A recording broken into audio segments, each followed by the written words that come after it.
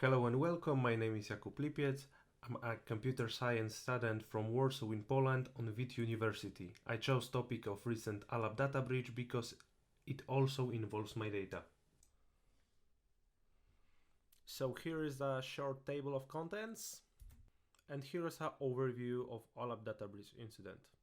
Alab Laboratories is a company that specializes in the medical text, especially on the blood testing for majority of clinics in Poland. And recently they were hacked by a group known as RA World. Information about 50,000 patients was leaked as a proof that they have the data. This is only a small sample because all of the size of the breached file is about 250 gigabytes, and it is the data from 2017 to 2023. And also they demanded that the ransom should be paid. However, Alab stated that they will not be paying any ransom, so we will have to wait for the 1st of the December of this year to see if whether the data will be published. Here are the potential reasons for the attack. So basically, in my country, we have this law act that prevents companies, especially medical companies, from encrypting or hashing the data of the medical files.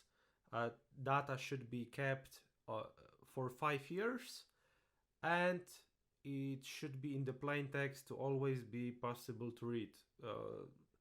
It really is not the best practice because this kind of sensitive data should always be encrypted. As for potential reasons for the attack, we can only speculate because Alab has told that they will not be publishing any information about the attack because they are still working with the law enforcement from Poland. However, they told us that there wasn't a case where this was an internal attack where some kind of threat actor was within the company. So that's good. It is bad situation. Here I outstated myself because here are this law from Poland from the 2011, so it really is outdated law, and it should be really priority to change it because it's not following the best practices. Yeah, so we will now talk what could Alab have done to prevent this incident from happening in the case where this act wasn't the case. So there are the improvements that could be made. Here is of course encryption. Alab could have implemented encryption for stored data, decrypting it only when access is required. For example, they could have used RSA encryption or maybe some kind of their own key. It should be always the case that data is not stored in plain text, as I mentioned earlier. For the second one is the hashing. They could have hashed the most important data, such as the PESEL. The PESEL is like, for us in Poland, social security number, and EU in their GDPR states that there are 3 pieces of data where there is enough probability to identify someone. Therefore, in the best scenario, Alab should only have its own patient number in the plain text and use maybe hashing to to compare this data for the patients. And of course, for the third one, role-based access control. I'm aware that this should be in the place in the case of Alab, but I'm not really sure. Of course, this should be in the all companies that work with very sensitive data. The company should implement role-based access control to grant access only to specific portion of the data based on the employee role. This way, individuals with the highest permission would have the most excessive access, but the individuals that have the highest permissions are pretty much always someone who is trustful.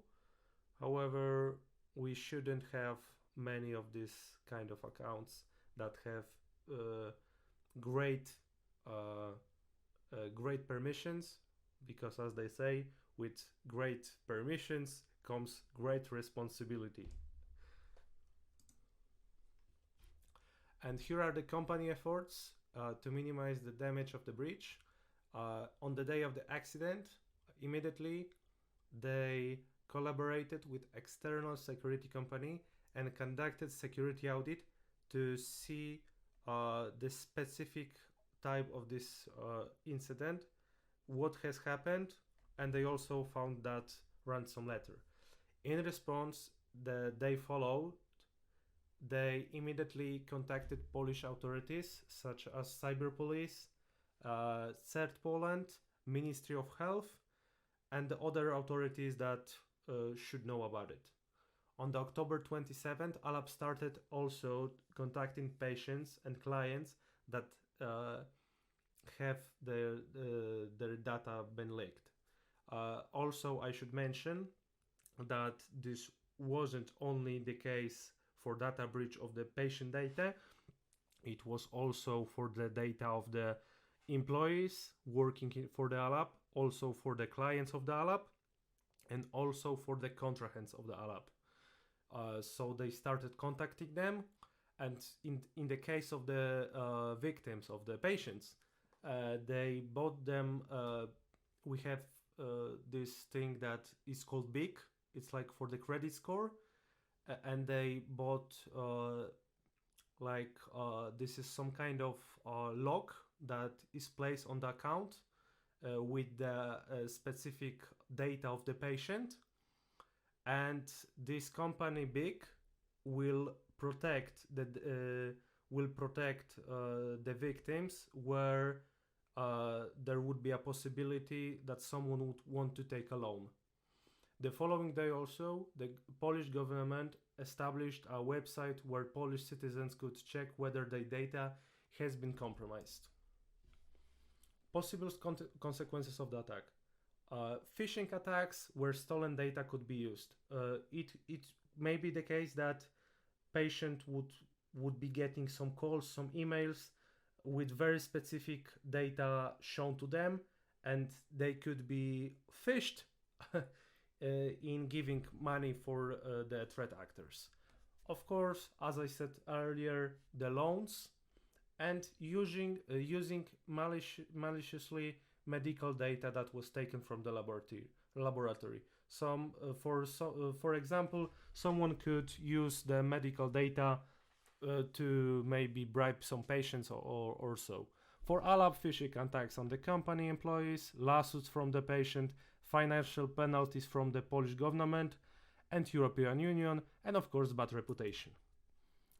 So, conclusion. Companies should always consider that they will be attacked and prepare for that.